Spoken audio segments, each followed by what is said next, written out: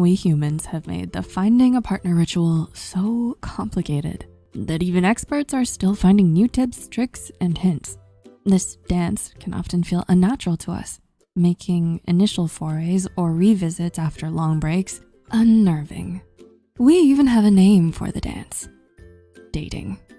It's a jungle out there, and we'd like to give you some tips to help you navigate the new terrain or help you reacquaint yourself, expansion pack included. Number 1, know yourself. Before you even contemplate who the other person is, you definitely need to know you. This will save you an incredible amount of frustration and time if you already know the fundamental basics of what you need in terms of values, treatment, beliefs, ideas, and support. Think of it as the absolute essentials, the deal breakers, if you will. For example, you can probably live with a person who likes a different brand of chocolate than you, but you might never be able to stay with someone who refuses to comfort you when you're crying. Spending some time exploring which behaviors you value can help you develop reasonable and tangible expectations. When you understand this, you can confidently allow yourself to cross off the list those who don't meet your needs. Number 2, go at your own pace. Hey, who's in the whole dating thing again? That's right, it's you. You're a part of this, and so you have every right to decide how you are going to go about it. Sure, other people may try to nudge you in particular directions, but you are the only one who 100% knows what's going on inside and can tailor your speed to it. In fact, being rushed could be considered a red flag. If someone keeps pushing, rushing, and insisting despite you indicating otherwise, this is a sign that the other person can't take no for an answer, which in turn implies just how little your needs matter to them.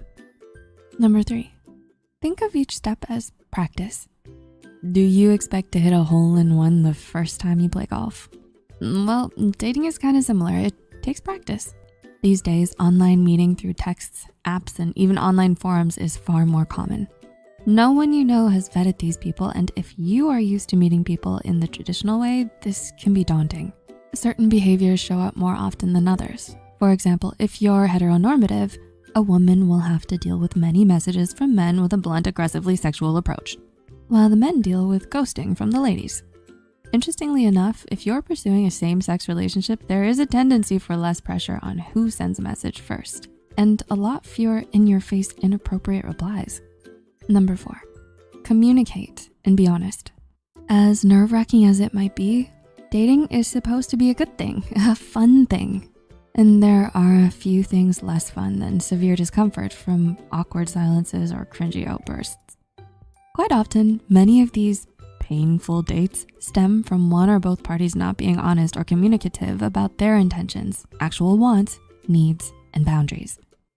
Certainly, first impressions are important. We're not telling you to go on a first date and you're binge watching PJs after not having brushed your hair. Think of it more like, if you're not actually a hotshot gajillionaire, don't act like you can make it rain.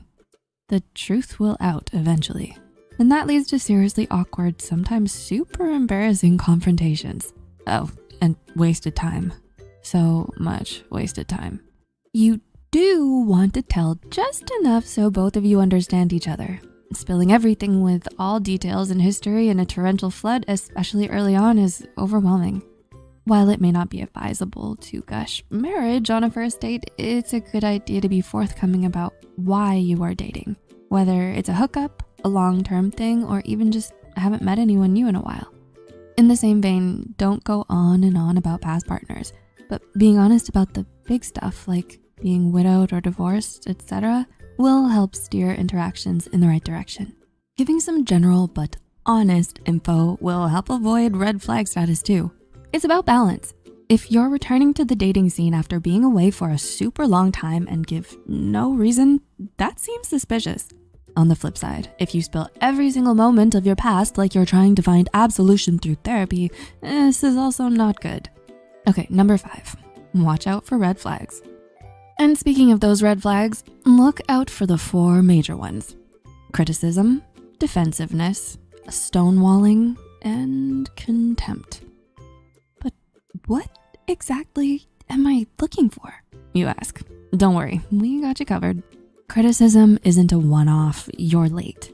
It's an all or nothing thing with the criticism flag. So more like, you're always late, or you never notice me.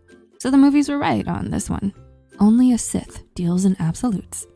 Defensiveness is like a pre-attack. Everything you say becomes the opening salvo for a debate, fight, or guilt trip. An offhand comment of, "It's raining pretty hard. Why'd you park so far away?" gets a response of, "I don't want my car to get scratched. Do you know how much that costs? It's just rain. What's your problem?"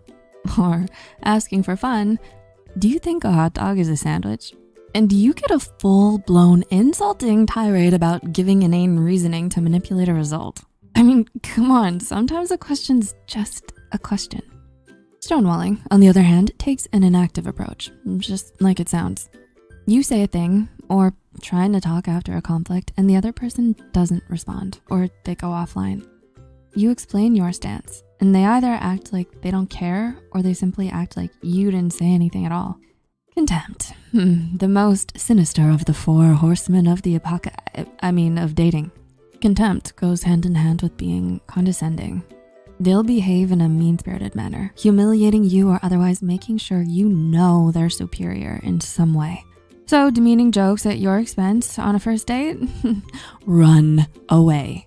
In fact, if any of these red flags make themselves clearly, absolutely known, the best course of action is to turn and leave. And not after giving it a go for a year. Leave quickly. You'll have noticed that they all entail the flag bearer not caring about their partner, or at worst, using their partner as a tool. Like a sport though, dating also has a yellow flag, where there's unease, but you're not really sure if it's really a thing. When in doubt, ask an expert. You could also sit back and ask yourself how you'd feel if this treatment was being received by someone close to you. When put in that light, we tend to lose the rosy glasses of initial dating forgiveness. Number 6, tell someone you know where you are and be aware of your surroundings. I know you've been watching those docuseries, or at least have seen the news feeds. You know the ones, where the aftermath involves a friend or family member of the victim saying, "We had no idea where they were. If only." Always let someone you trust know where you are and with who. You never know when something may happen. It might be something petty like, "This is super awkward. Can you conveniently show up or call so I can leave this date?"